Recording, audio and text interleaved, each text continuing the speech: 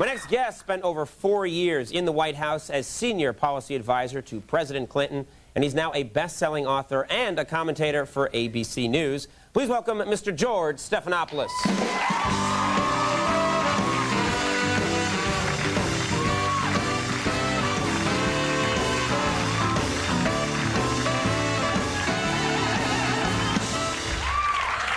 So much to talk about. So little time. So little time. No, you were an insider, and you still, I'm sure, hear about things, and you know how this game works. And I am curious because what we have in this election right now, we have a guy, George W. Bush, who has said, he hadn't come out and said it, but he said, I may have done coke. Well, he just won't answer the question. He won't answer the question. Won't tell anybody, right? But Won't deny it. he won't deny it, exactly. And then you have Al Gore who says, you know, I may have smoked some pot, or they're implying that it's possible that they did that. Oh, Gore says he did. Gore's come out and said, I'm a pothead. It's actually, no, actually, there's He actually has dreadlocks now. Have you seen him recently? So he's singing ska, you know. It's fine now. All the rules have changed now. Because of President Clinton, well, you think? Clinton, baby boom generation. We have a new generation of people running. You can say you smoke pot as long as you swear that you hated it. Right. And it's fine. Right. It was making me fat. I had to quit. What about, so are we going to get to a point where people can say, I may have murdered? Let's move on. I mean, it's almost like if they don't deny it, it's okay. Is that what you think? Okay. Yeah, and I think people really, they just don't care anymore. They don't They've care. Heard so much, and they say, let's just get back on to the issues. You've murdered, you were a pothead, let's move on. Exactly. We want to know if you're going to be a good president. Now, Al Gore, you know the man well. You sat in many meetings with him for 4 years. What do you think of his transformation? It's pretty astounding. He's sort of become Superman. I mean, he's pumped up. And he's become kind of a killer out on the campaign trail. I don't think Bill Bradley knew what hit him over the course of this campaign, and he's only got a few days left. Do you think he's actually? I mean, first of all, he's been going around. He made a famous appearance at MTV where he's wearing really tight jeans. Yeah. And he's been wearing earth tones. Actually, shirts made of the earth, soil that's been pressed into shirt form.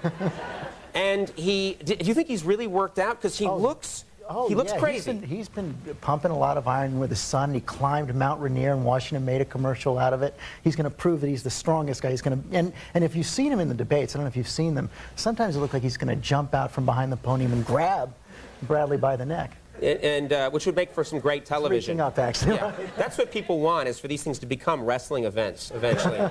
Would he think? I mean, no, Jesse Ventura fan out there. Yes, the devil worshippers tonight. Move it along. Don't worry about it. The other thing that we noticed here at the show is that Gore is talking really loudly now. Yeah. As if that's going to do something. It's another part of the coaching. You know, it's going to be a problem if Gore gets the Democratic nomination. I don't know if you've seen Bush lately. They both, when they get into debate, just start shouting at each other, so that the whole debate's going to be, what do you think about this? Right. It would be great. I mean, but it's true that his big take on things, Gore, is now just to say his economic policy louder than the other guy. Right. And it's worked. What's your favorite comical moment of the... Far and away, and I brought the clip. It happened in Iowa, and it was Alan Keyes going after the youth vote. Alan Keyes going after the youth vote. And let's take a look at this.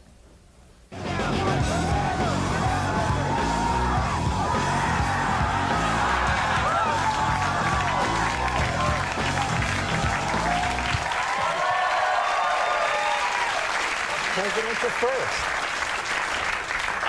What is this? How does the Secret Service feel about jumping into a mosh pit? I've got to think that that's a security risk. But you know, he actually tried to turn it into a metaphor for his campaign. He got attacked for it. Remember Gary Bauer? He was in the race for a while. Said it was a scandal that he went into the mosh pit to the music of Rage Against the Machine.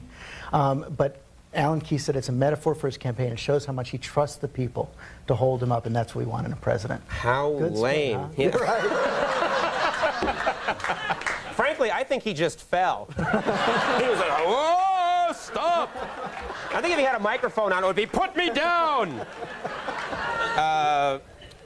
You spent, in all your time in the White House, I'm curious, you know, when you're in politics and you're at that level of politics, you have to sometimes get very serious and focused on issues which seem to the rest of the country to be kind of silly or like a waste of time. What was the most inane or stupid thing in all those 4 years that you really had to focus on and work on? I think it would be the cow farting crisis.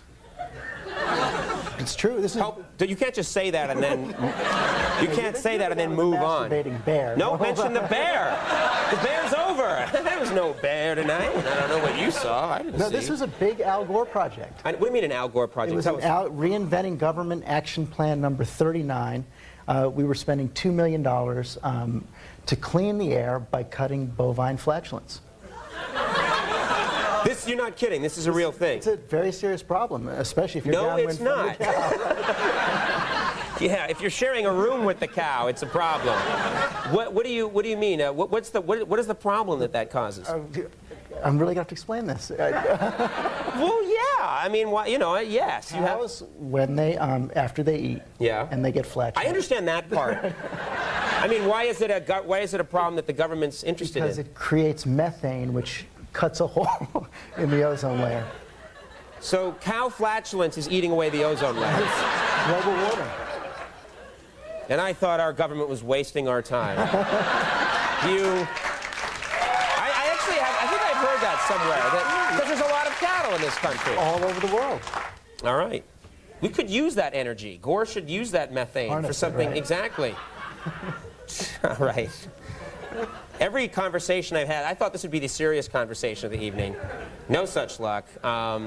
You're on now. Good Morning America. Do you like doing that? Yeah, it's a lot of fun. Been out on the campaign trail, but once they had me co-host, and that led to my second most embarrassing moment in television, besides being on with the masturbating bear. I sang with Barry Manilow. You did a duet with Barry Manilow. I was standing by the piano and trying to mouth the words, but yeah, I kind of did it. Right.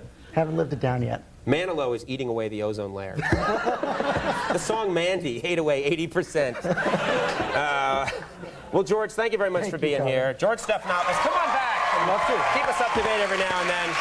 We'll take a break. When we come back, Ainsley Harriet's here, so stick around.